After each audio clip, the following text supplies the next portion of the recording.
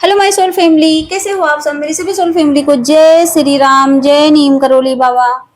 आज मैं अपनी सोल फैमिली को बताऊंगी कि पीरियड के टाइम पर पूजा करने के लिए मना क्यों किया जाता है। क्यों हमें कहा जाता है कि बेटा आज पूजा मत करो। वो 5 दिन हमें पूजा से दूर क्यों रखा जाता है। क्यों कहा जाता है कि भगवान को मत छूना गलती से भी, क्योंकि तुम अपवित्र हो। बताया जाता है ना, मतलब इसी तरीके से हमें समझाया जाता है कि अभी तुम अपवित्र हो, अभी भगवान के पास मत जाओ, अभी मंदिर छूना मत। तो देखिए, पीरियड में पूजा न करने की जो परंपरा है, जो ये मान्यता है, तो इसको जो है धार्मिक और ऊर्जा से जोड़कर बताते हैं।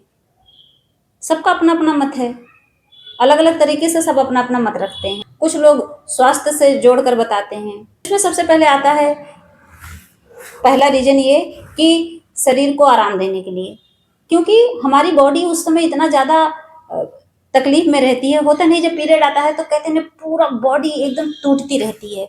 कितनी बहनें ऐसी हैं उनको मतलब कितना क्या होता है, उनको दर्द होता है, बहुत ज्यादा बहुत ज्यादा पेन होता है उस टाइम। और उस दर्द से वो इतना परेशान रहती हैं कि सोचो उनको क्या होता है उस टाइम, एकदम इरिटेशन होता है, एकदम उलझन मचती है। मतलब छोटी सी बात अगर कोई उनके सामने जाके बोल दे ऐसे टाइम पे तो एकदम उलझ जाती हैं, इरिटेट होती हैं ऐसे टाइम पे। तो क्या करा जाता है कि उनको उस चीज से आराम करने के लिए कहा जाता है कि अभी तुम बहुत ज्यादा तकलीफ में हो, पेन में हो। तो इसीलिए क्या किया जाता है कि हमको पूजा करने से मना कर दिया जाता है कि अभी क्योंकि हम पूजा करेंगे तो सुबह सुबह नहाना धोना सब चीज रहता है। तो ऐसे में क्या भगवान को ऐसे भी छुआ नहीं जाता है ऐसे टाइम पे। तो कहते हैं कि अब तुम थोड़ा आराम कर लो, जिससे हमारी बॉडी एकदम रिलैक्स हो जाए। जब हम थोड़ी देर आराम करते हैं, लेटे रहते हैं ना, तो सच में बहुत रिलैक्स मिलता है, उससे शांति मिलती है, सुकून मिलता है। क्योंकि उस समय हमारा जो शरीर है बहुत ज़्यादा कमज़ोर हो जाता है, बहुत ज़्यादा सेंसिटिव हो जाता है, संवेदनशील। इसीलिए उसको आराम देने के लिए किसी तरह का प्रेशर न पड़े, इसीलिए उनको मना किया जाता है कि बिल्कुल एकदम शांत होकर आराम करो बस। अब आजकल तो कहाँ है, लोग स्कूल जा रहे हैं, बच्चे अपना काम कर रहे हैं। अब ऐसा तो नहीं कि लेटे रहो, लेकिन एक परंपराएं थी पहले की। पहले तो उनको सच में अलग कर दिया जाता था, उनको एक रूम में बैठा दिया जाता था, तो वहीं खाना देते थे, वहीं खाना पानी सब कुछ रहे।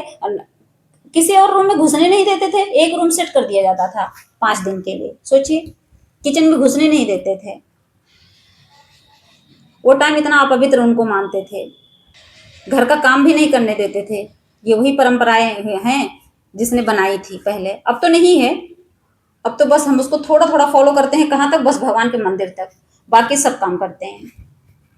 फिर क्या होता है, ऊर्जा का बदलाव होता है। ऐसे टाइम पे हमारी एनर्जी सच में चेंज होती है, सच में मतलब चेंज होती है। लेकिन उस टाइम अगर एनर्जी चेंज होती है तो इस टाइम क्या होता है, हमारी इस टाइम क्या होता है, पीरियड वाले टाइम पे हमारी एनर्जी बहुत कमजोर होती है। मतलब ऐसी कमजोर होती है, क्या होता है इस वे में कमजोर होती है कि हम कभी कभी नेगेटिव हो जाते हैं।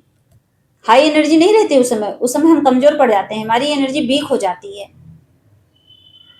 मतलब हमारी एनर्जी में जो बदलाव होता है वो पॉजिटिव वे में नहीं होता, नेगेटिव वे में होता है। कहीं ना कहीं हमें वो समझ लो तनाव ही देता है।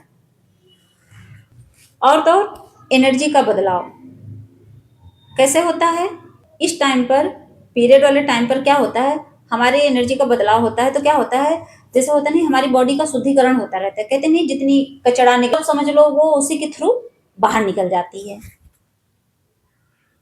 वो 5 दिन समझ लो हमारे एनर्जी शुद्ध की जाती है, बॉडी का शुद्धिकरण ही तो होता है। और इसी वजह से जो पूजा पाठ वाली ये शुद्ध और हाई एनर्जी वाली चीजें हैं, तो हमें इससे दूर रखा जाता है। इसीलिए मना किया जाता है कि जो है आप पूरी तरह से प्योर हो जाओ, शुद्ध हो जाओ, तब आओ बैठो मंदिर में। पहले के समय में लोग क्यों मना करते थे पूजा से, क्यों मंदिर आने से मना करते थे, क्योंकि वो साफ सफाई का ज्यादा ध्यान देते थे। तो क्या होता था, पहले सैनिटरी पैड नहीं चलता था। तो क्या होता था, ऐसे में क्या होता था, जो बहनें हैं ज्यादातर वो क्या करती थी, जैसे पहले क्या होता था, पहले लोग कपड़े यूज करते थे, नहीं था सैनिटरी पैड, तो कपड़े यूज करते थे कॉटन के। तो ऐसे में क्या होता था कि उससे क्या होता था, कभी कभी ऐसा होता था कितने लोगों के मतलब कपड़े में दाग लग जाते थे, लीकेज हो जाता था। अब तो सैनिटरी पैड है, अब तो काफी सेफ है। तो मंदिर में बैठने पे ये होता था कि कहीं ऐसा ना हो लीकेज हो और मंदिर अशुद्ध हो जाए, बहुत चीजें ऐसी रहती थी। जरूर नहीं कहा भगवान को छोड़, दूर मंदिर पे जैसे मान लीजिए मंदिर है, भगवान यहाँ है, अब मान लीजिए पूरा हॉल बना है, वहां भी नहीं बैठने को मिलता था। क्यों? इसी वजह से कि मंदिर अपवित्र हो जाएगा। अब तो है लोग दर्शन करने जाते हैं, मान लीजिए बाई चांस वहां पीरियड आ जाए तो क्या करेंगे सोचिए? कुछ नहीं कर सकते, दर्शन नहीं करते। बाकी वहां मंदिर के इर्द गिर्द रहते हैं ना, हॉल वगैरह, वहां बैठे हैं। अब ऐसे कितने धार्मिक प्लेस हैं, वहां इंसान गया, अब मान लीजिए बड़ा सा हॉल है तो और भगवान का मंदिर बगल में है, तो क्या वहां जो धर्मशाला टाइप का वहां थोड़ी ना भाग जाएंगे, वहां तो रहना रहना है। दूर से दर्शन कर लेते हैं, हाथ जोड़ लेते हैं, चले आते हैं, नहीं जाते मंदिर के अंदर।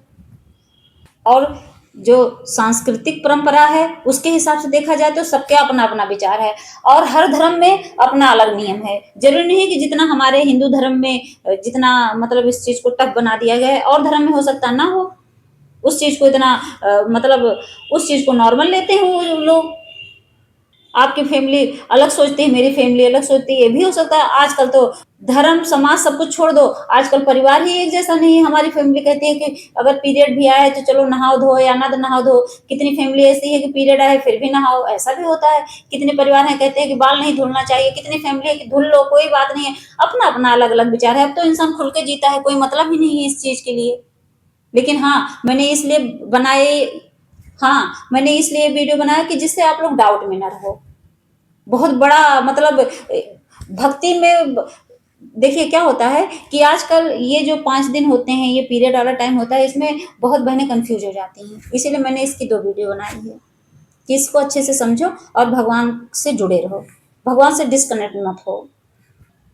इसीलिए क्या होता है, भगवान की भक्ति दिल से होती है, भगवान भाव के भूखे होते हैं। तो क्या करना है, हमें मन से भक्ति करनी है।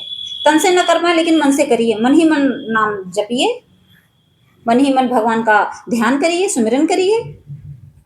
जरूरी है कि हम वो 5 दिन अगर पीरियड आया है तो दूर रहें, नहीं नहीं रहना है, ये हमेशा याद रखना।